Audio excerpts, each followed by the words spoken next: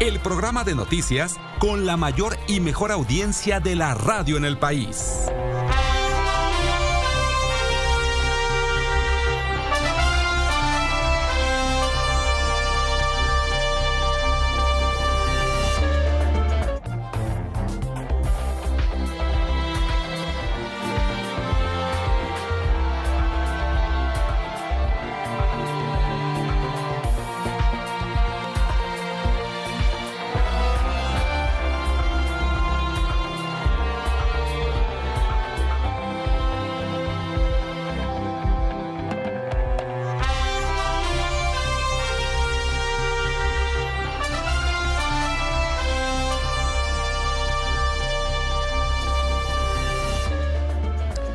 Muy buenos días, mucho gusto en saludarlo. Mi nombre es Marco Antonio Silva. Bienvenido a este último lunes 27 de diciembre, último lunes del año, en donde tengo el gusto de acompañarlo junto con Lourdes Murguía. Hola Lulú, ¿cómo estás? Muy buenos días. Marco, buenos días. Muy contenta de estar en este último lunes del año, esta última semana que dices. Y bueno, los saludamos con muchísimo gusto, parte del equipo de Por la Mañana. Otra parte del equipo ya estuvo la semana pasada, ahora nos toca a nosotros. Y bueno, los invitamos a todos, a los que ya nos escuchan desde las 7 de la mañana en radio, a que se queden con nosotros estas próximas 2 horas, y a los que se están sumando, pues los invitamos a que nos acompañen hoy y toda la semana. Y además les damos la bienvenida también porque estamos transmitiendo Por la Mañana en vivo a través del Twitter de Radio Fórmula, @radio_fórmula. Así es que pues los invitamos a seguirnos, los invitamos a que nos manden todos sus comentarios, todo lo que nos quieran contar aquí Por la Mañana. Los leemos y los saludamos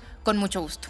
Y si te parece, Lourdes, presentemos un resumen de lo que ya estuvimos informando entre 7 y 8 de la mañana, para que usted, que se está uniendo a través de la cadena de Telefórmula, pues esté justo al día con nosotros. Lourdes. Vamos con la información. Hoy continúa la audiencia de José Manuel del Río Virgen en Veracruz. La audiencia seguirá hasta mañana a la 1 de la tarde, cuando se decidirá sobre la vinculación a proceso del secretario técnico del Senado.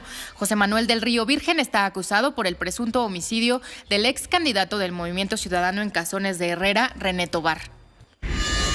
La Fiscalía General de Michoacán emitió una ficha de desaparición para Alexis Francisco Cervantes Guerrero. Ya hay una carpeta abierta, ya declararon testigos y ya se sabe de la ubicación donde mi hermano desapareció, aseguró Por la Mañana Oscar Cervantes, hermano de Alexis Francisco Cervantes Guerrero, basquetbolista desaparecido este fin de semana en una carretera entre Michoacán. Dijo que necesitan acciones concretas por parte de las autoridades, ya que todo ese trayecto de la carretera está secuestrado. México rebasó en las cifras reconocidas por la Secretaría de Salud y el Registro Civil las 457,000 muertes por coronavirus. La Secretaría de Salud registró 107 muertes en 48 horas, con lo que el número de personas que han muerto en México desde que comenzó la pandemia es de 457,736. En estos momentos el dólar interbancario se cotiza en 20 pesos con 60 centavos. El día de ayer, en un centro comercial de la Ciudad de México, sucedió algo que parece ser un enfrentamiento entre farderos, que son las personas que roban mercancía ocultándola entre sus ropas, y miembros de seguridad de esta sucursal de la cadena Liverpool en Parque Delta, en la Ciudad de México. Es un video de 28 segundos, ahí donde es justo la entrada, es el Parque Delta, es el centro comercial, y a la entrada del centro comercial, de este almacén Liverpool, se ve un grupo de entre 6 y 7 personas, pues agrediendo a alguien que quedó adentro del almacén. Levantan uno de estos postes que tiene el gel sanitizador, y con él pues prácticamente lo utilizan pues así, ¿no? O sea, como arma para golpear. Le avientan cosas de los jóvenes que están afuera hacia las personas que están adentro. Volvemos a ver el video que posteó una usuaria, Montserrat Ortiz, y dice: un grupo de 6 personas asaltantes conocidas como farderos atacaron al personal de seguridad en Liverpool de Parque Delta cuando intentaron detenerlos mientras huían con mercancía robada. Declaran que al menos un vigilante sufrió una herida grave en la cabeza.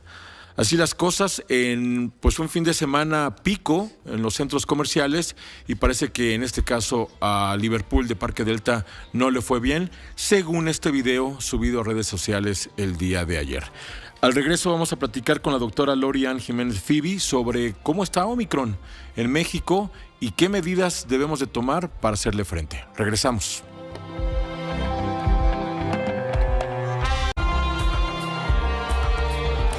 8:10 de la mañana.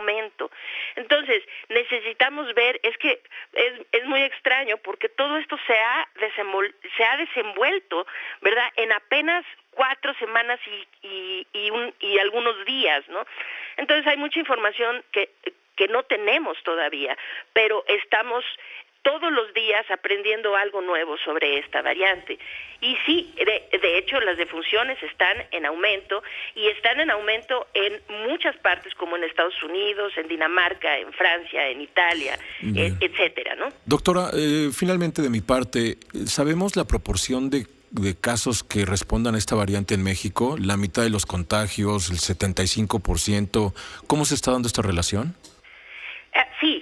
Sí sabemos. Hay datos que curiosamente no lo sabemos por parte de nuestras autoridades, porque es realmente ilógico que aquí en México todavía se está reportando de una forma realmente tan escueta y tan sesgada la presencia de Omicron, que por ejemplo sale un encabezado en donde el doctor López-Gatell dice que hay 3 contagios más en algún estado de la República.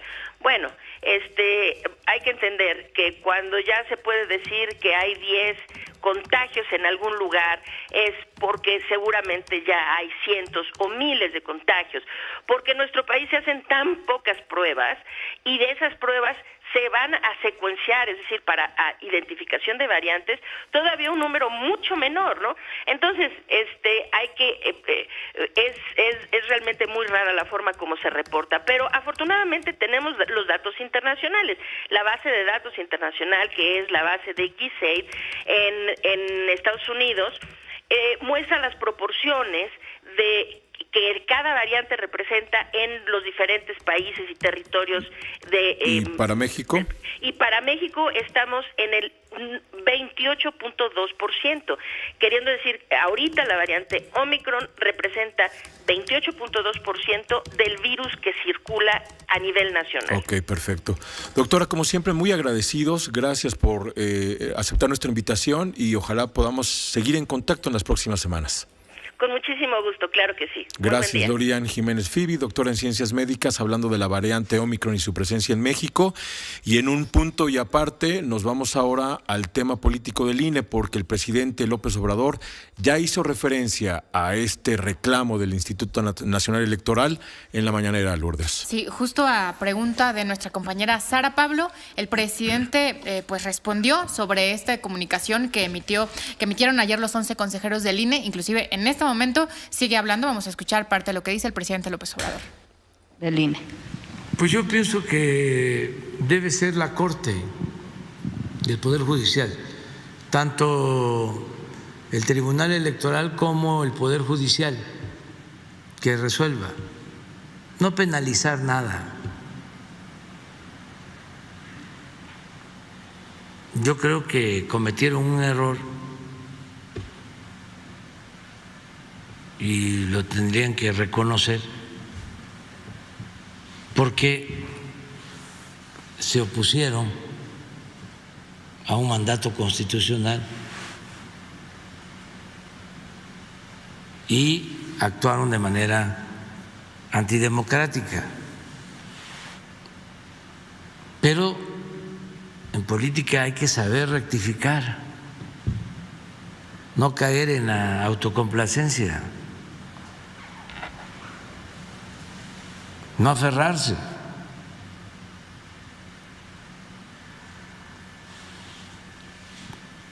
Entonces, ya la Corte dio un fallo para que continúe el proceso de revocación del mandato, que se cumpla con eso.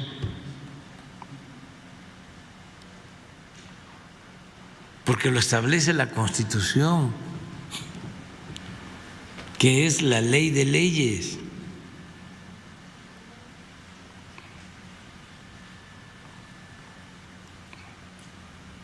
Y lo demás, pues no lo considero conveniente.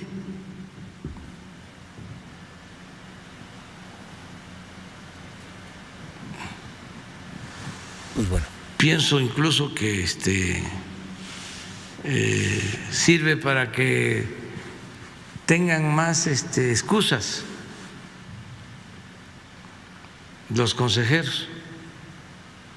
Pues el presidente defendiendo la suya, el presidente insistiendo, ¿no?, en que es justamente la Constitución la que avala lo que él ha planteado. Entonces, pues de la misma manera, la denuncia que se ha interpuesto en contra de los 11 consejeros, pues le parece una consecuencia natural, Sí, ¿no? y además aclara que esta respuesta la da como ciudadano. Dice que Sara Pablo le preguntó una opinión sobre esta comunicación de los consejeros del INE y que como ciudadano es que opina, que declara esto, y ya como presidente dice que está muy contento y que le da mucho gusto de que se vaya a realizar esta consulta sobre la revocación de mandato. Reitera que es muy importante, que es la consulta más importante y que invita a toda la gente para que vaya y que participe. Y bueno, ahorita estaba mencionando ya a los conservadores y a los fifís. Dice que no les gusta esto, que los conoce bien, que los conoce aunque vengan disfrazados, y pues sigue hablando y explicando sobre los intelectuales alcahuetes. Ahí hizo la definición de lo que significa un alcahuete, que porque a lo mejor los jóvenes no conocen bien esta definición, y sigue explicando por qué está diciendo todo esto sobre la revocación de mandato. Es lo que está pasando en la conferencia en estos momentos del presidente López Obrador, Marco. Y sobre el tema de José Manuel del Río Virgen, secretario técnico de la Junta de Coordinación Política del Senado, detenido el miércoles allá en Veracruz. Hablabas del video que lanzaron los jóvenes, estudiantes pues, y amigos de él, ¿no?, y amigos del secretario técnico, pues para manifestarle su apoyo, sumado a las manifestaciones que se hicieron ayer en diferentes ciudades del país. Vamos a ver parte del video.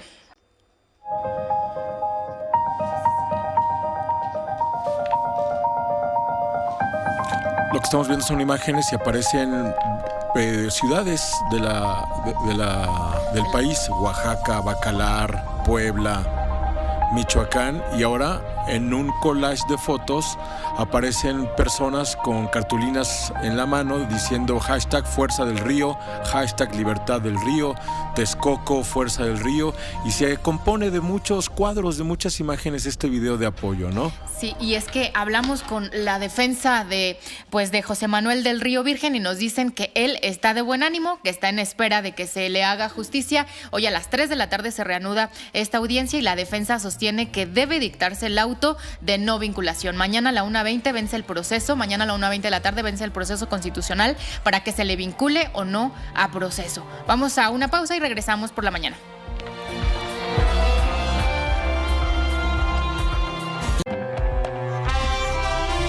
8:40 por la mañana, esta es la información. Los consejeros del INE cometieron un error y lo tendrían que reconocer porque se opusieron a un mandato constitucional y actuaron de manera antidemocrática.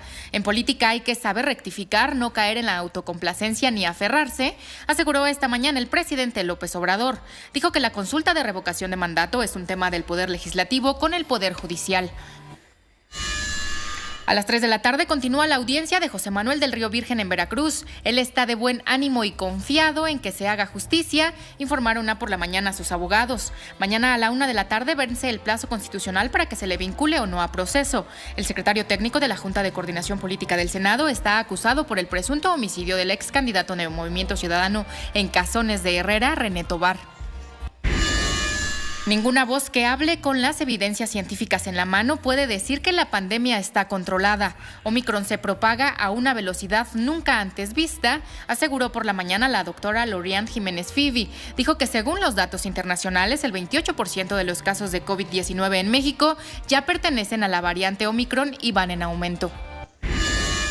Ya hay una carpeta abierta, ya declararon testigos y ya se sabe de la ubicación donde desapareció mi hermano, aseguró por la mañana Óscar Cervantes, hermano de Alexis Francisco Cervantes Guerrero, basquetbolista desaparecido este fin de semana en una carretera en entre Michoacán y Guadalajara. Dijo que se necesitan acciones concretas por parte de las autoridades, ya que todo ese trayecto de la carretera está secuestrado. En estos momentos el dólar interbancario se cotiza en 20.64 pesos. 8:45 por la mañana, esta es la información. Los consejeros del INE cometieron un error y lo tendrían que reconocer porque se opusieron a un mandato constitucional y actuaron de manera antidemocrática. En política hay que saber rectificar, no caer en la autocomplacencia ni aferrarse, aseguró esta mañana el presidente López Obrador. Dijo que la consulta de revocación de mandato es un tema del Poder Legislativo con el Poder Judicial. El miércoles se cumple un mes de la protesta que la comunidad académica del CIDE, el Centro de Investigación y Docencia Económicas, está realizando fuera justamente del campus del CIDE en Santa Fe, aquí en la Ciudad de México. Los alumnos organizados en asambleas, pues han desde hace ya varias semanas, probablemente desde el 20 de noviembre, si mal no recuerdo, han estado protestando en contra de sus autoridades y exigiendo principalmente, entre muchas otras cosas, pero principalmente la renuncia del director designado, el doctor José Antonio Romero. Este grupo de alumnos pues pasó ahí Navidad y por eso entramos en contacto para saber cómo les fue y qué viene en adelante con César Monter, estudiante del CIDE. Tú estuviste ahí, César, el 24-25 de diciembre, junto con cuántos estudiantes más. ¿Cómo va el plantón? Buenos días, César. Hola, ¿qué tal? Buenos días. Pues realmente la pasamos bastante bien, fue un día pues un poco tranquilo y pues realmente no... En estos días estamos a la espera de saber qué es lo que va a pasar con el tema del Servicio de Protección Federal, que se supone que entra a resguardar las instalaciones el 1 de enero, pero pues en diversos comunicados en un comunicado que hicimos, pues le pedimos al CIDE que transparente los contratos, debido a que pues este servicio pues no entendemos muy bien por qué es quien entra a resguardar las instalaciones y hasta ahora se ha hecho con empresas privadas y pues no entendemos como igual cuáles son las facultades que van a tener y demás. Además pues ya hubo como un par de comunicados que sacó Amnistía Internacional exhortando al CIDE para que desista de esta decisión, a los que pues el CIDE respondió que pues no, o sea, que la decisión continúa y que pues, van a procurar que el personal sea femenino y que no esté armado, y que incluso ya contactaron a la CNDH como para que tenga presencia me parece que en el cambio de turno, pero pues hasta ahora la CNDH no se ha manifestado y no sabemos si realmente existió ese contacto o no. Entonces, César, ya sabemos que a partir del primer día del próximo año, es decir, a partir del sábado 1 de enero, este Servicio de Protección Federal, que en realidad son policías federales, van a entrar al CIDE a resguardar las instalaciones intramuros, es decir, de la reja para adentro. ¿Cómo les hizo saber la autoridad que estarían buscando que fuera personal femenino, que estuviera desarmado y no sé qué más les hayan comentado o informado respecto a esta nueva forma de vigilar el CIDE a partir del sábado 1 de enero? Pues como te comento, fue mediante un comunicado en el cual le respondieron al comunicado que hizo originalmente Amnistía Internacional el 20 de diciembre, el CIDE le respondió el 21. Nuevamente Amnistía le volvió a responder el mismo 21 para comentarle que continúan su exhorto para que desistan de esta decisión, y ya el CIDE no volvió a responder. Y pues la cuestión por la que nos preocupamos bastante por esto es debido a que se supone que este cuerpo policial pues está diseñado para resguardar instalaciones estratégicas y no comprendemos como que por qué el CIDE, al ser un centro de investigación y docencia, pues tiene esta calidad de estratégico para el Estado o algo así. Entonces, por eso nos preocupa bastante, porque consideramos que es una medida de intimidación para impedir que podamos ejercer nuestro libre derecho a la protesta. César, ¿qué han comentado los estudiantes en la asamblea? ¿Cómo va a ser ese sábado 1 de enero? ¿Ustedes van a quitar su campamento para que entre este Servicio de Protección Federal? ¿Después lo volverán a instalar? En fin, ¿cómo va a ser? Estoy seguro que no va a haber ningún tipo de resistencia, pero simplemente les van a abrir las puertas y ya están pensando que así va a ser. Momentáneamente nos continuamos como esperando esta transparencia de los contratos para tener como seguridad de cuáles son las facultades, y mientras tanto pues es a lo que nos mantenemos. De ahí pues en caso de que no se haga, pues tomaremos una decisión en cómo vemos la situación en ese momento, si genuinamente se respeta lo que dijeron en el comunicado en el CIDE de que es personal femenino y no porta armas, pues se podría considerar esta posibilidad de dejarles entrar para que pues hagan su trabajo, porque realmente no... Pero en sentido contrario, César, si esas características no se cumplieran, entonces ¿estarían considerando no dejarlos entrar? Pues es una de las posibilidades, pero aún no se termina de discutir debido a que hay muchos escenarios y realmente no ha habido ninguna comunicación nueva ni con el CIDE ni con la CNDH. Entonces tendríamos que ver cuáles son las condiciones más cercanas hacia ese día para realmente tomar una decisión de cuál es el escenario más posible y qué haremos en cada uno de los que se puedan presentar. Muy bien. Por último, ¿qué hay en la asamblea de estudiantes, en la comunidad académica, respecto a acciones para los próximos días, básicamente para la semana con la que vamos a arrancar el 2022? Ahorita estamos en una especie de impasse, salvo esto de lo que estamos hablando, pero pues tampoco hay como mucha, digamos, actividad burocrática, hablando estrictamente del CONACYT y de las autoridades del CIDE. ¿Qué vendría en los primeros días del 2022 para ustedes desde la Asamblea Estudiantil?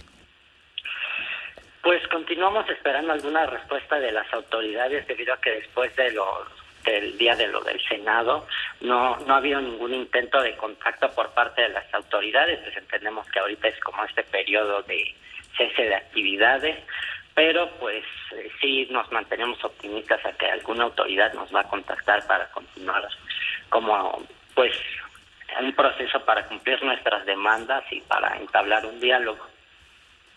César, ¿saben ustedes, y es mi última pregunta, si alguna otra institución académica tenga este servicio de protección federal?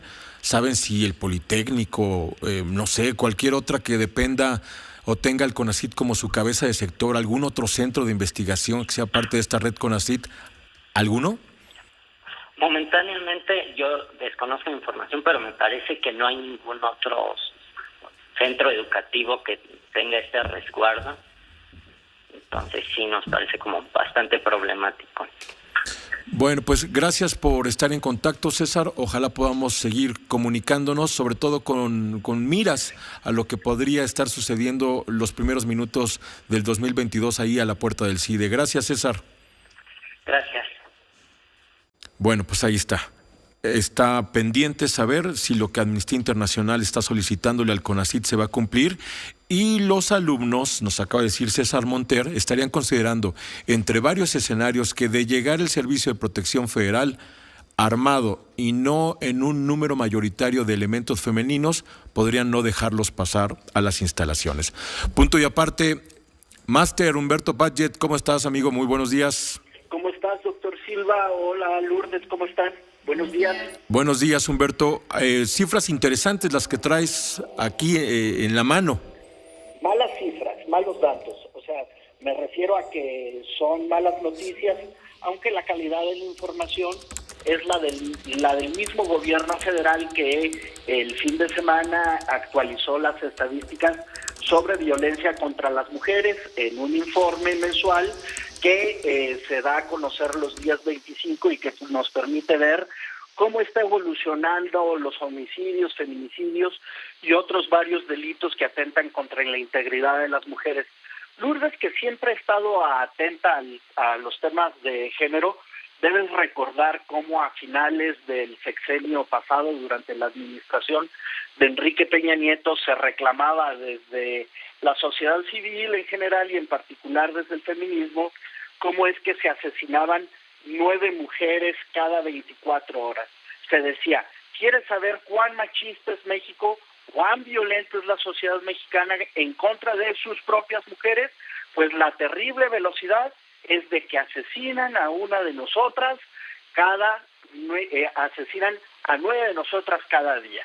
Era un número redondeado de 8.81 en realidad, y lo que tenemos durante los 3 primeros años de la administración de Andrés Manuel López Obrador, este corte estadístico, ya nos permite ver una franja de 36 meses. 36 meses es una muy buena tira en el tiempo para ver el fenómeno, es de que hemos subido a 11, para ser más precisos, a 10.44. A 10.44 mujeres asesinadas cada 24 horas.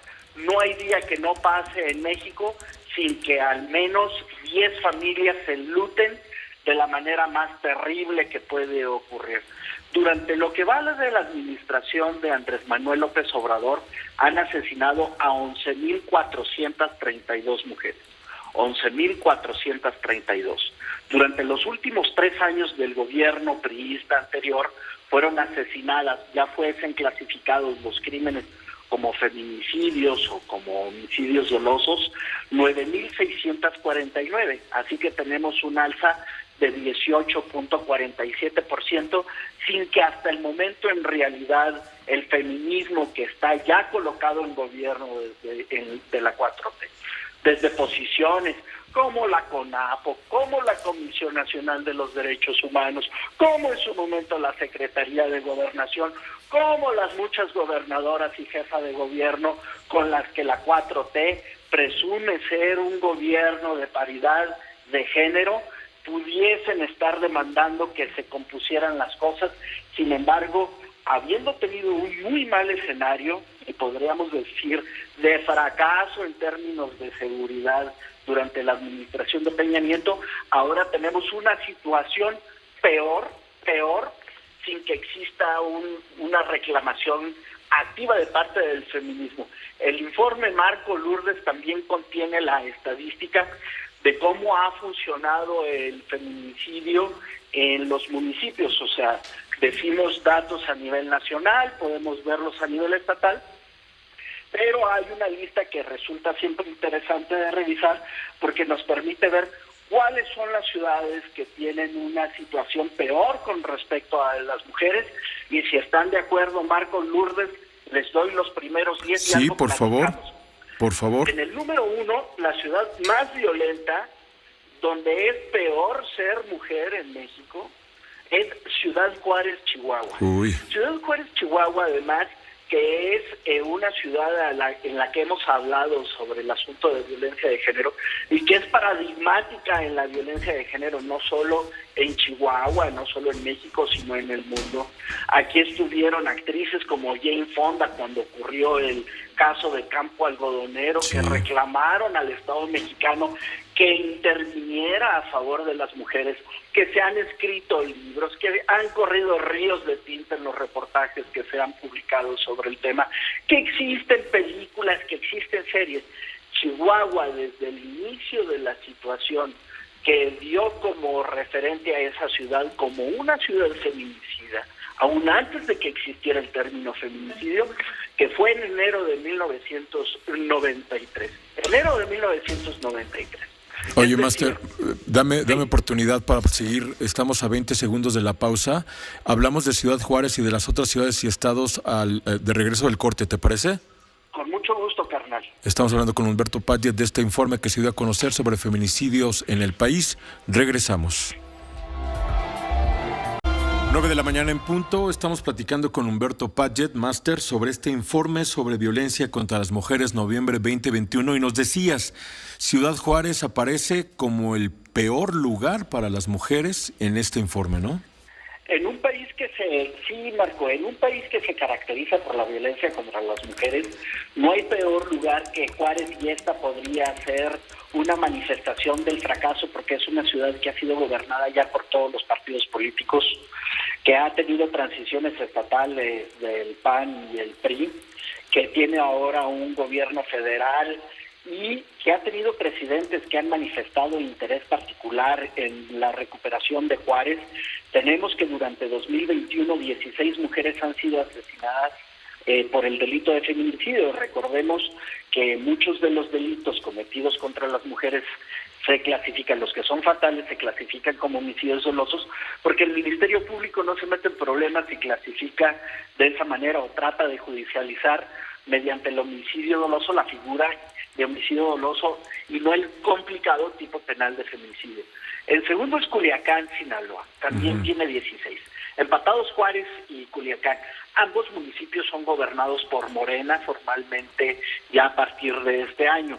En tercero, Tlaquepaque, y en cuarto, Tlajomulco de Zúñiga, en Jalisco. Y yo creo que cuando salga Movimiento Ciudadano a afirmar que ellos gobiernan mejor, Lo único que hay que hacer es colocarles enfrente la estampa de los datos que está entregando el gobernador Enrique Alfaro.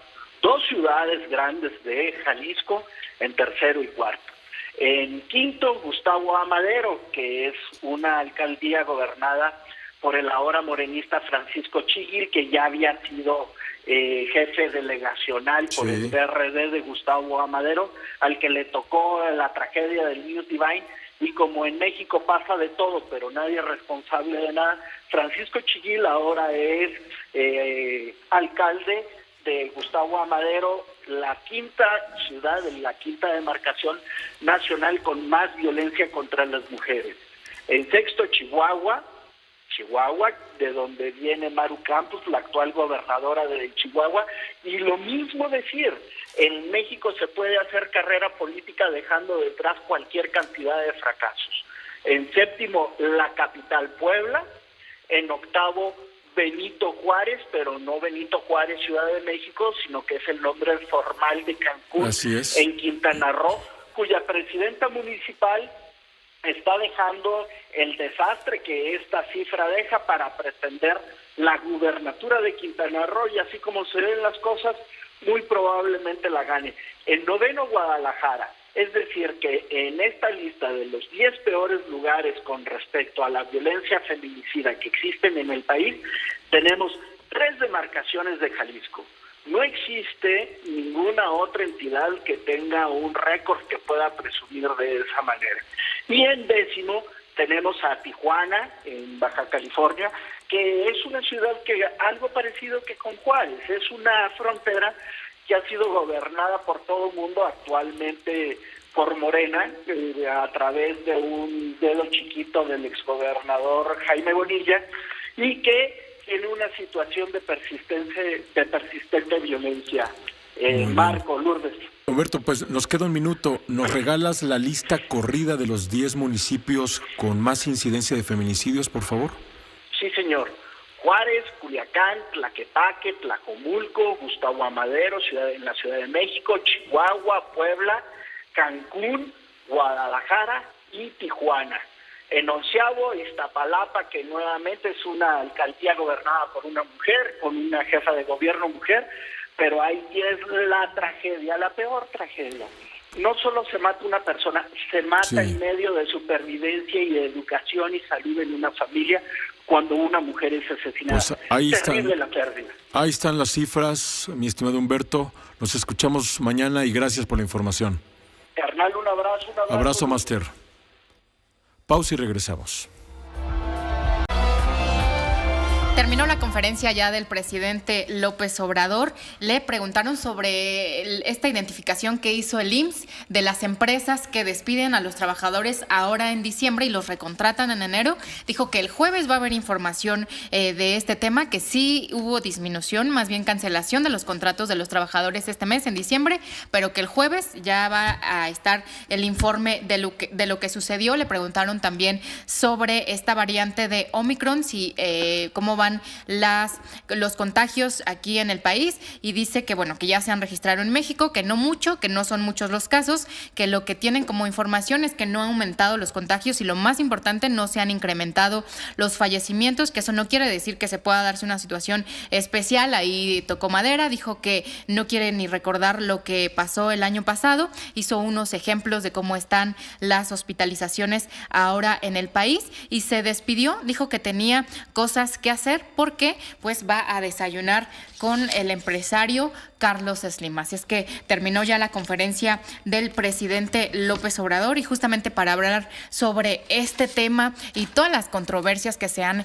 generado por las declaraciones, por los pleitos que ha mantenido el presidente López Obrador durante prácticamente pues estos ya poquito más de 3 años que va de su administración.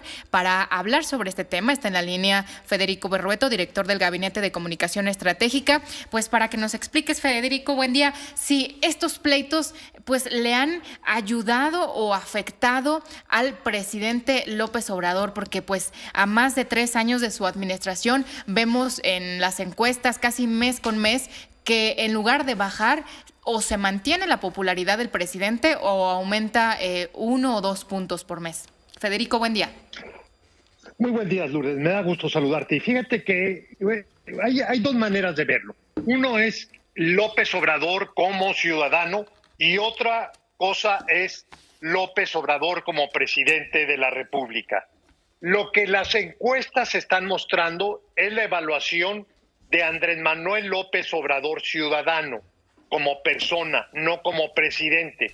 Por ejemplo, si las mismas encuestas preguntan cuál es su opinión sobre el desempeño del gobierno en inseguridad, en corrupción, en combate a la pobreza, etcétera, veremos que el resultado es muy, muy distinto. ¿Qué quiero decir con esto? Que al presidente le da resultado como persona esta manera de estar generando pleito, confrontación, pues con el INE, con la comunidad académica, con prácticamente pues a tiro por vía, con los medios de comunicación, y esto, insisto, le da resultado al presidente en términos de su persona, Andrés Manuel López Obrador. Por alguna razón, los mexicanos se sienten representados con ese estilo de gobernar que mucho tiene que ver con la cultura autoritaria del presidente providencialista, el presidente que puede resolver todo por voluntad. Pero bueno, esto está en un cajón, está en una línea, y en otro plano está el de cómo gobernar bien.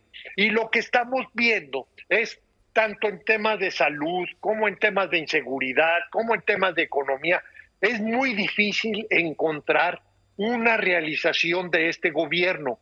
Entonces estamos como que viviendo una suerte de patología, porque un presidente muy bien evaluado, como lo señalabas, pero por otro lado, pésimos resultados en la gestión gubernamental. Esto, ¿cómo lo tenemos que tomar o cómo lo debemos leer, Federico? Si dices que como individuo le va muy bien, no baja, difícilmente baja del 60%, 65% de aprobación, pero como opinión o calificación respecto a su gobierno le va muy mal. Bueno, mira, eso depende de cómo quieras verlo. Como gobernado, como ciudadano, yo prefiero un gobierno que dé resultados, sea popular o no popular, pero que dé resultados, y no un presidente popular. Entonces, quien crea que lo importante es que el presidente sea aceptado, que el presidente sea popular, bueno, es una manera de verlo, pero no es lo más, digamos, lo más sano, porque finalmente no elegimos a un presidente para que fuera popular, elegimos a un presidente para que gobernara bien. Y esta querencia del presidente de confrontarse con el INE, con la Corte, con los empresarios, con pues los medios de comunicación, etcétera, pues puede que le dé resultado en términos de lo que la gente quisiera ver a un presidente empeñado en tratar de hacer las cosas. Pero es mucho mejor tener a un presidente que está haciendo bien las cosas, aunque no sea muy, muy popular. Hace unos minutos en su conferencia de prensa se pronunció justamente en el INE y ahí dijo que los consejeros se habían equivocado, que habían cometido un error y que tendrían que reconocer porque se opusieron al mandato constitucional y actuaron de manera antidemocrática. Dijo, en política hay que saber rectificar, no caer en la autocomplacencia, no aferrarse. Bueno, mira, esto lo entiendo, pero todavía hay un litigio en la Corte, no se ha resuelto. La Corte no ha dicho todavía si el INE debe contar con esos recursos para poder realizar la consulta. De eso no hay pronunciamiento todavía la Corte. El presidente no puede anticipar una decisión de la Corte. Pero por otro lado, nuevamente, los consejeros lo que están haciendo es preparar una consulta sin recursos, y lo que le piden a la Cámara de Diputados es que le proporcionen los recursos para poder realizar la consulta en forma. ¿Quién le niega los recursos? el partido del presidente. ¿Por qué le niegan los recursos? Bueno, es algo que no hemos contado con una explicación. Lo único que creen es que el INE con ahorros puede realizar la consulta, o bien realizar una consulta patito, que en vez de 140,000 casillas, como ordena la ley, lo hagan con 10,000 casillas, con el 10%. Si es difícil que participe el 40%, con toda, digamos, con todo el despliegue de casillas, imagínate cuánta gente va a participar si solamente tienes el 10, 15 o 20% de las casillas. Entonces, yo creo que aquí el presidente se excede, no es cuidadoso, y lo que tuviera que hacer, desde mi punto de vista, es esperar a que la Corte se pronuncie. Derivado del fallo de la Corte, pues ya resolverán los consejeros lo conducente. Y si se equivocaron a raíz del fallo de la Corte, pues bueno, tendrán que o disculparse o explicar o razonar el por qué se comportaron como se comportaron. Pues el presidente se va a seguir pronunciando sobre todo sobre este tema en los siguientes meses, y sí aclaró que estos comentarios los hacía como ciudadano, no como presidente de México, que como presidente de México llamaba al pueblo para que participaran en esta consulta, y dijo que este tema era de los legisladores, del poder legislativo y el poder judicial, que iba a estar esperando. Así es que pues atentos a estos meses que vengan y los pronunciamientos y los pleitos, como tú le llamas, Federico, del presidente con los diferentes funcionarios, las diferentes instituciones, porque seguramente pues se va a seguir pronunciando sobre estos temas. Pues sí, pero nada más que el presidente deja de ser presidente cuando está en la regadera, no cuando tiene un micrófono público. Ahí cuando habla no hay una diferenciación entre el ciudadano y el presidente. Si está en la regadera puede ser que sí, ahí esté el ciudadano López Obrador, pero teniendo un micrófono delante es el presidente de la República. Claro, está hablando en un atril que tiene un escudo nacional al centro, Federico, ni más ni menos, ¿no? Absolutamente. Entonces no puede él hacer esa diferenciación. Y por otro lado, bueno, los diputados asumieron esa actitud consecuente a lo que ha sido la conducta del presidente respecto al INE, que por cierto el presidente de la Cámara los ha denunciado penalmente. Pues seguimos entonces pendientes. Federico, te agradecemos mucho la comunicación. Muchísimas gracias, son ustedes muy amables, Marco y Lourdes, y bueno, pues lo mejor para Igualmente, Federico, muchísimas gracias a Federico Berrueto, director general del Gabinete de Comunicación Estratégica, y pues ahí está, presidente popular contra presidente efectivo. Una pausa y regresamos.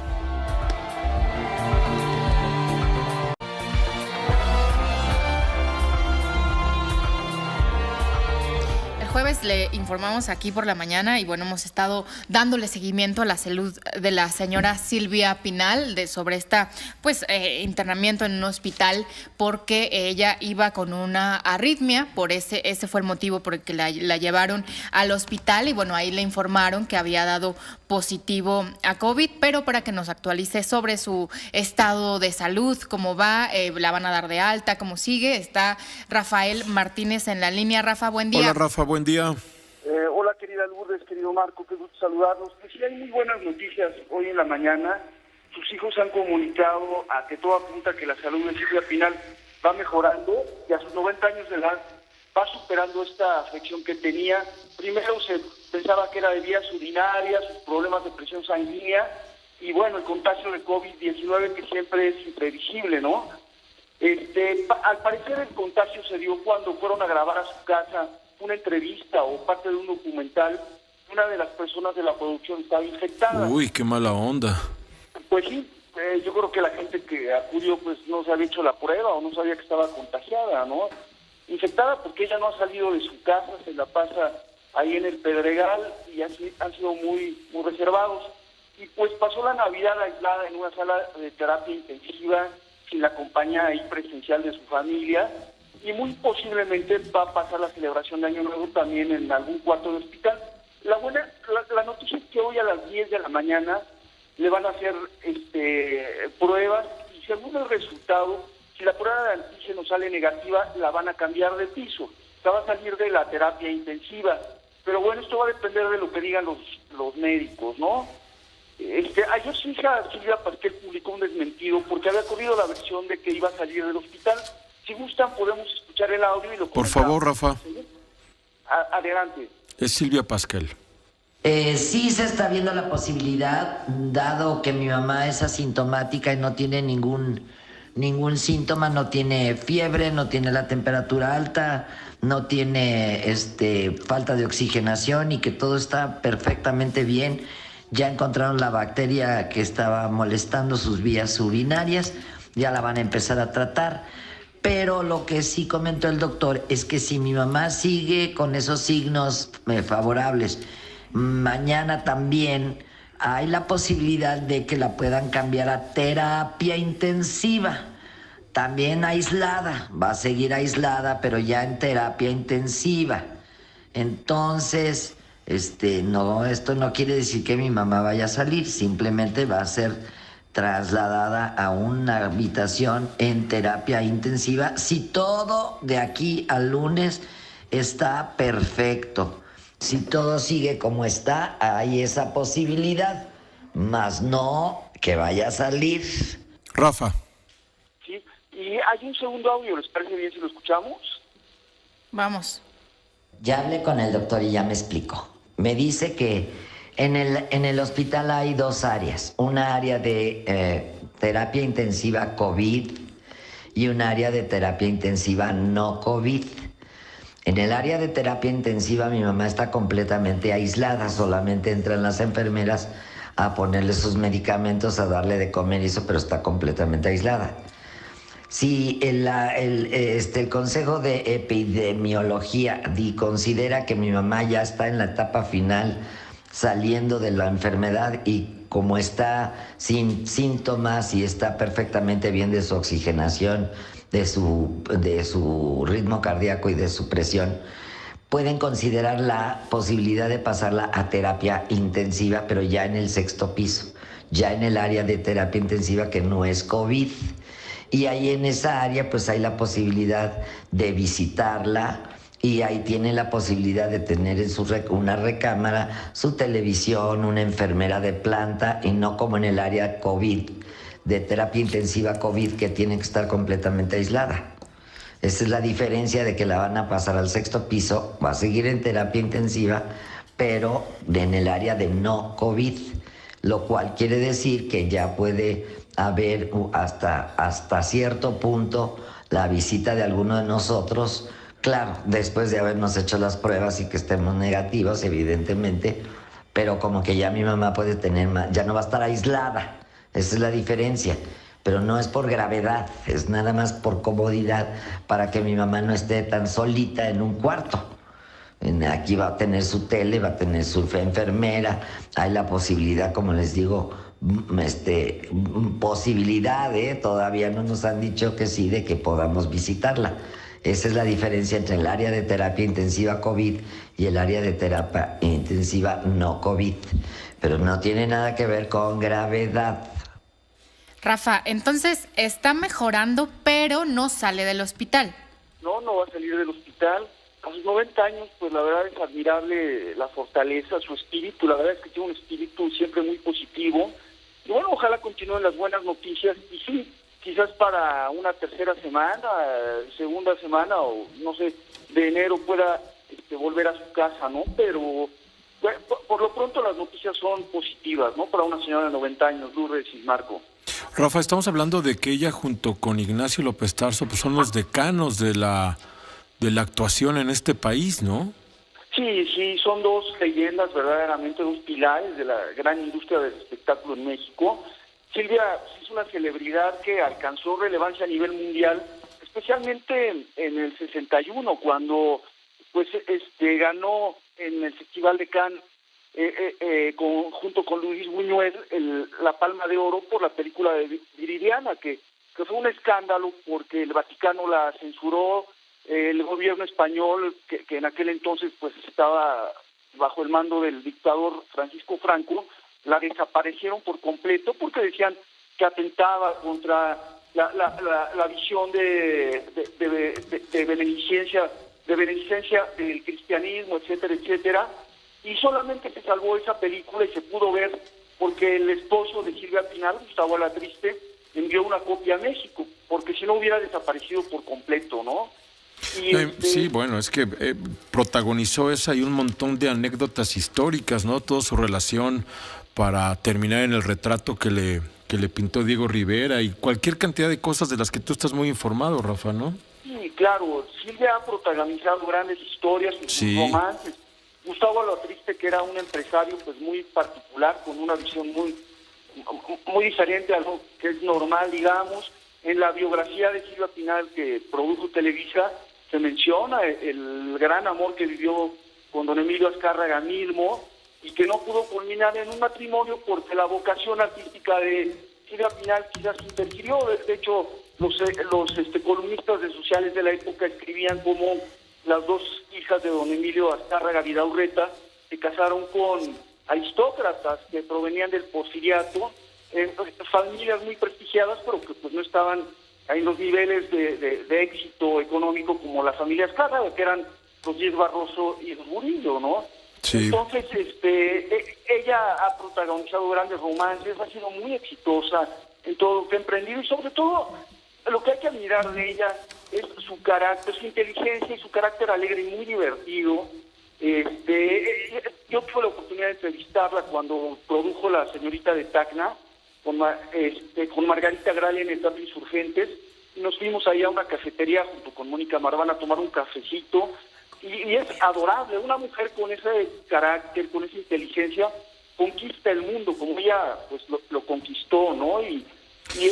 Realmente es una de las, quizás la más grande leyenda que hoy tenemos en nuestro medio artístico y vamos a esperar que sea una evolución positiva el que tenga. Sí, pues por bien mientras, buenas noticias las que nos estás compartiendo. No sale del hospital, pero creo que las decisiones de los médicos estarían apuntando a una mejoría de su estado de salud. Y pues lo dicho, Rafa, estos personajes, por lo que les tocó vivir, pues estamos hablando de fragmentos de la historia del país, insisto, los personajes con los que tuvieron contacto, las épocas en las que les tocó trabajar, lo que les tocó innovar, los discursos que construyeron, ya sea en fotografía, ya sea en cine, ya sea en pintura, en fin, personajazos, ¿no? Sí, sí. Y hoy va a ser un día importante, Marco, porque vamos a esperar a ver cómo sale su prueba de antígenos. Sí. Y eso va a marcar, ¿no?, la evolución próxima en estos días. Pues entonces ojalá que esta semana te volvamos a escuchar con buenas noticias, Rafa, porque vienes de una racha que hay, Dios. Bueno, la vida avanza, pero bueno, afortunadamente son bonitos recuerdos que va escribiendo cada celebridad, ¿no? Y pervive su recuerdo en la mente de la gente, ¿no? Rafa, nada más, salió positiva a COVID la señora Silvia Pinal, pero sus hijos, sus familiares no, ¿verdad? No, al parecer ninguno tiene padecimiento de COVID. Ella ya tenía sus 3 vacunas, sus 3 dosis. Pero bueno, este virus ni los médicos saben cómo se comporta ni de dónde viene y la ciencia está pues investigando, ¿no? Esperemos que la próxima llamada sea para decirles que ya Silvia Pinal está contenta en su casa. Gracias, Rafa. Les mando un abrazo y los mejores deseos a ustedes y a todo el equipo para el próximo año. Igual para ti, te agradezco mucho, Rafa. Cuídate. Que tengan buen día. Bueno, y nos vamos a corte aquí por la mañana. Síganos en nuestras redes sociales. Regresamos. 9:40 por la mañana, esta es la información. Los consejeros del INE cometieron un error y lo tendrían que reconocer porque se opusieron a un mandato constitucional y actuaron de manera antidemocrática. En política hay que saber rectificar, no caer en la autocomplacencia ni aferrarse, aseguró esta mañana el presidente López Obrador. Dijo que la consulta de revocación de mandato es un tema del Poder Legislativo con el Poder Judicial. A las 3 de la tarde continúa la audiencia de José Manuel del Río Virgen en Veracruz. Él está de buen ánimo y confiando en que se haga justicia, informaron por la mañana a sus abogados. Mañana a la 1 de la tarde un juez decidirá si lo vincula o no a proceso.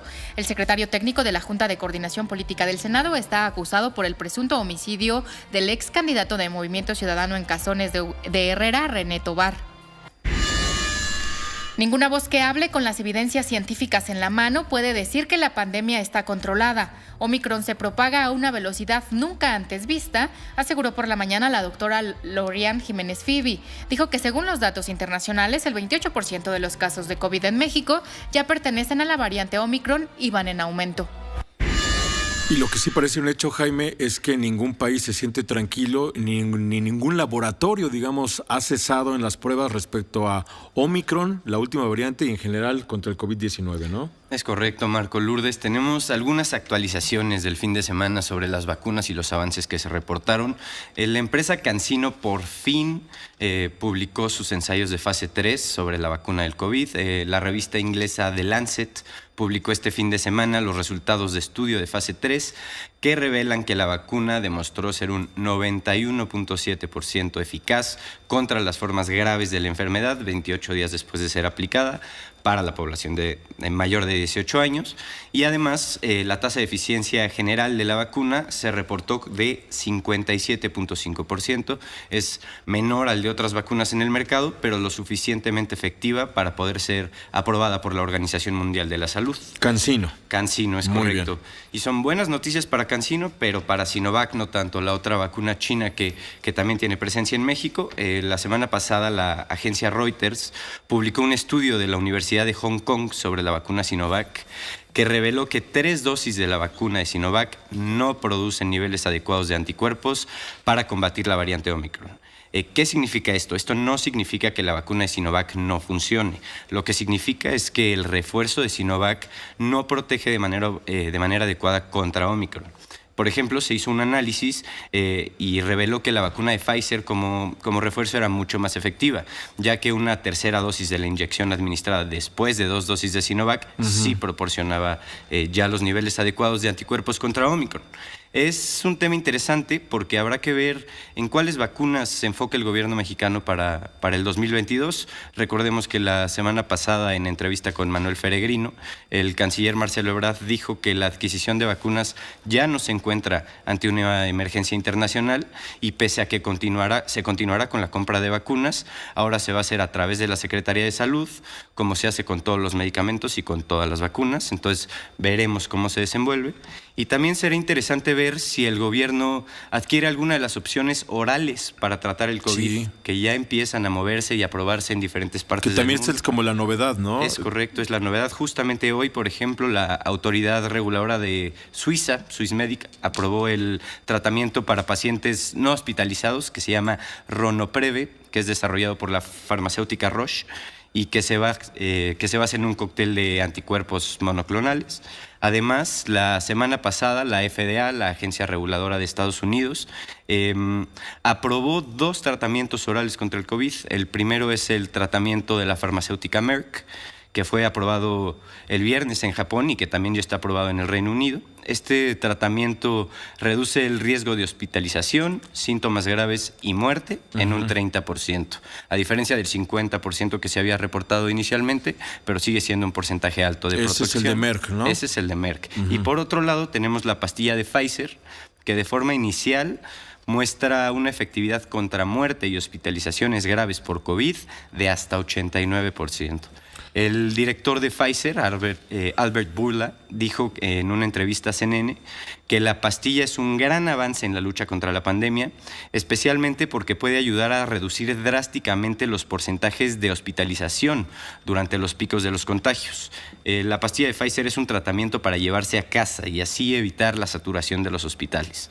El director de Pfizer dijo en esta entrevista que con este tratamiento espera que si antes 10 personas eran hospitalizadas graves por COVID, ahora solo se hospitalice a una y se reduzca drásticamente el número de muertes. Entonces ya tenemos ahí 3 tratamientos orales contra el COVID, los estudios de CanSino y los de Sinovac. Es correcto. Y también, Jaime, pues Israel ensayando ya la cuarta dosis. Aquí en México estamos en la tercera dosis, principalmente para mayores de 60 años. y estamos apenas vacunando al grupo que va entre los 15 a los 18 años, pero en Israel, pues ellos insisten en marcar, en clavar la bandera antes que cualquier otro país, ¿no? Sí, y lo llevan haciendo toda la pandemia, ¿no? Y sus resultados han sido muy evidentes. Desde el principio fueron el país con las tasas más altas de vacunación y hoy no nada más se enfocan en el refuerzo, sino ya piensan en la cuarta dosis para Todavía no empieza. Todavía no empieza, pero ya la aprobaron. Bueno, o sea, el Ministerio de Salud de Israel, pues, si ya lo aprobó, estamos a días de que lo, materialice, ¿no? Correcto. Bueno, todo esto a pues prácticamente un año de que comenzara el programa de vacunación en nuestro país, que ha sido, a decir de este programa, pues el gran personaje de este año. Es decir, lo que la vacuna representa y lo que hay detrás de la vacuna, que son todos estos cuerpos de personas trabajando tanto en laboratorios y gabinetes como aplicándola ya en clínicas y en hospitales, que por cierto pues no cesa la vacunación. Es decir, yo estaba platicando con personal de salud la semana pasada en el sur de Estados Unidos y a partir del 2022 van a contratar, ya no serán los doctores y enfermeras de los hospitales, sino una empresa que se va a dedicar a hacer la vacunación, un poco para desahogar la carga del personal de salud. Al principio ellos hacían las pruebas, avanzó la pandemia y aplicaban la vacuna. El gobierno de Estados Unidos ha ido, pues, digamos, poniendo en manos de particulares esos servicios para que el personal de salud pueda concentrarse en otras cosas, en otras enfermedades, en otros padecimientos, porque la atención fuera de COVID-19 pues continúa, ¿no? Claro, sí. De hecho, están haciendo lo mismo, por ejemplo, con la aplicación de pruebas masivas, la aplicación de pruebas en casa, todo esto para tener la mayor información posible sobre los contagios y sobre Omicron en general y cómo se desarrolla. Bueno, Jaime, pues gracias por el mapa, nos escuchamos mañana. Muchas gracias, Marco. Gracias a ti. Y hablando justamente de estas referencias que hace Jaime respecto a cómo está la pandemia en el mundo, pues 2 tazones colegiales de estos muy tradicionales a finales de año, principios del nuevo que se hacen en Estados Unidos, que son cancelados por coronavirus, el Fenway Bowl y el Military Bowl, que no suena que sean como los más taquilleros, ¿no? Pero al final forman parte de este festival de fútbol colegial, pues 2 a la banca, como nos reportabas, Pareja. El Real Madrid también tuvo sus broncas, creo que están saliendo y en fin, el mundo del deporte no se sustrae a este problema, ¿no? ¿Cómo estás? Hola, Pareja, ¿cómo estás? Muy buenos días. A todos. Felicidades a todos. Igualmente. Sí, pues la verdad sí, la pandemia está muy dura y hay que tener mucho cuidado y lo han tenido muchos equipos que han tenido problemas graves de padecer este virus y se han suspendido muchos partidos, se suspendieron muchos partidos en diferentes ligas europeas y pues ahora no es la excepción estos encuentros que hay en Estados Unidos también se están suspendiendo y algunos partidos que también de la NFL que muchos equipos han tenido jugadores que pues están aislados, sus rosters, ¿no? Están tocados, ¿no? Está la situación, por ejemplo, de los Santos de Nueva Orleans, no tienen quarterbacks para jugar el día de hoy contra los Delfines y tiene que ser ahí una contratación ahí como que de pánico, pues ¿con quién vamos a jugar? Que le digan a Manuel Peregrino que se ponga el jersey, ¿no? A ver si es cierto que tan santo de Nueva Orleans. Sí, ¿no? Entonces, la cosa es grave y pues se tiene que tomar muchos más cuidados por lo del Omicron ¿no? ¿Y qué hay en el mundo del deporte, Pareja? Parecería que entran en un descanso, pero no, hay ligas trabajando todavía y con partidos hasta el mismo 25 de diciembre, en fin, ¿no? Sí, pero fíjate que se han suspendido muchos encuentros, entonces yo quería hacer nada más una recopilación de algunos logros que se obtuvieron en el 2021. Y pues para eso iniciaremos, ahora sí que lo traemos aquí en la laptop, venga, ¿no? El 2021 fue el año del retorno a los recintos y la actividad deportiva, después de algunos meses de suspensión por la pandemia de COVID-19. Les recordé algunos de los logros más destacados para el deporte mexicano. Iniciaremos con el boxeo. Fíjate, hay un logro que para mí también fue muy importante. Pocos le dan la real dimensión al estupendo logro de Oscar Valdés, que sorprendió al mundo del boxeo con un sorpresivo knockout sobre Miguel Berchelt, que también es mexicano, en el 10º round, fíjate. a quien despojó del título del CMB en superpluma. Este muchacho, la verdad, tiene muy buenas cosas y también algunas cositas que no están. Pero bien, o sea, yo lo vi muy bien. Esa pelea fue épica acá. Sí, la verdad, muy buena pelea que dieron los dos y considerada como una de las mejores del año. Marco. El siguiente pues es indudablemente el Canelo Álvarez, sí. El Canelo, que sin duda el mejor libra por libra de la actualidad, mantuvo un paso formidable en las 168 libras, al grado que se agencia los 4 cinturones que se dice fácil, imagina los cinturones del AMB, sí. Del CMB, OMB y la FIF. Es el primer mexicano y latinoamericano en lograr esta espectacular hazaña, porque esta es una verdadera hazaña, ¿no? Pues no sabía que alguien hubiera hecho una cosa de tal magnitud, ¿no? De tal grado. En cuanto al fútbol, uno de los logros fue la selección mexicana de Jaime Lozano allá en los Juegos Olímpicos, claro. Allá en Tokio, gana la medalla de bronce en los Juegos Olímpicos de Tokio al vencer al anfitrión Japón 3-1 con goles de Córdoba, Johan Vázquez y Alexis Vega. 9 años después de que la medalla de oro que se consiguió en Londres vuelven a subir al podio, ¿no? Y fue lo mejor que nos dio cualquier selección este año, sí, la verdad sí, es de esos logros que te pone feliz, ¿no? Uno que jugó tanto fútbol, la verdad, y ves esto. Y sobre todo por Jaime. Correcto, coincido contigo, buen personaje. Un personajazo, Jaime, que fue uno de mis pupilos cuando estuve en Pumas, que tenía ahí. Y muy buen muchacho, se preparó muy bien. Y pues ahí están los resultados, ¿no? Ahora sí que otro de estos resultados, estos logros, fue el de Cruz Azul en mayo. Eso, gracias. Ahí está, para que no me diga. Sí, no lo platicamos previamente, se los prometo, ¿eh? El Pareja es muy objetivo y muy justo. El de Cruz Azul en mayo rompió una sequía de títulos de casi 24 años. Híjole. Para ser exacto, fueron 23 años, 5 meses, 23 días después. Sí. La máquina consigue la novena estrella. El triunfo cementero fue 2-1 sobre el Santos. Y yo creo que, o sea, después de tanto tiempo ya meritaba, ¿no? Que la máquina que tuvieras ya esa novena estrella. Y sin duda también es la del Atlas. En el mismo tenor, pues sí, ¿no? Me parece muy bien, felicidades. La del Atlas que fue Atlas el 22 de abril de 1851 gana su primer título, imagínate. El primer título de liga, al ganarle 1-0 a las Chivas con gol de Edwin Cubero. Eso fue entonces. En ese 2021 pues consiguió su segundo título de liga al derrotar al León en penaltis. Con el gol de Furch. Desde Furch, el lesivo, en el Estadio Jalisco. Pero 70 años después, imagínate. Imagínate la felicidad de los aficionados. La apertura estuvieron padres. Sí, la verdad sí. La verdad, y jugaron muy bien todo el torneo. A la liga le viene bien, ¿no? Que otros equipos también anden pasando pues a celebrar al centro del campo con la copa en la mano, ¿no, Pareja? Sí, la verdad sí. Y se vio, la verdad, a mí me gustó muchísimo la celebración de los rojinegros, que nosotros los conocíamos como los académicos en el tiempo que jugamos contra ellos. Los académicos, le pusieron los zorros, etcétera, le pusieron varios, ¿no?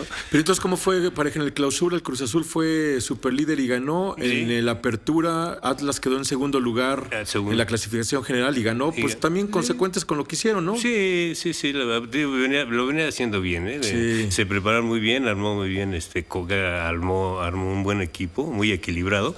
Pues ahí está la consecuencia, que es esto, ¿no? La obtención del título. ¿Qué más hay en tu resumen, querido Pareja? Mira, si te tengo, ahora pasemos al del automovilismo, vale, duda con el Checo Pérez, que se consolida como un piloto fundamental para Red Bull y para la obtención del primer puesto en el campeonato de pilotos de la Fórmula 1, ganado por su compañero Max Verstappen. Además logró 5 podios y estuvo en un primer lugar de esos 6 podios en total. Terminó en el cuarto sitio de la tabla general de los pilotos, y eso no, que yo sepa, no lo había logrado ningún mejor año por mucho, ¿no? La verdad sí.